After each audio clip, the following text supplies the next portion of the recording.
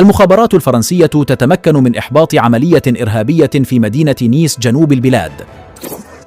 نجحت المخابرات الفرنسية في إحباط عملية إرهابية في مدينة نيس تم التخطيط لها من قبل شاب 30 متطرف دينية بحسب مصدر قريب من الملف، حيث داهمت عناصر الأمن الفرنسية منزل الشاب الذي خطط لتنفيذ عملية إرهابية يوم أمس الجمعة. وعثرت الدورية الأمنية في بيته على أسلحة نارية مع ذخائرها. المخابرات تمكنت من إحباط العملية من خلال متابعتها لاتصالات الشاب 30، حيث تمكنت من رصد مكالمة له مؤخرا يتحدث فيها عن حيازته لأسلحة نارية وبأنه قد أصبح جاهزا لتنفيذ عمليته.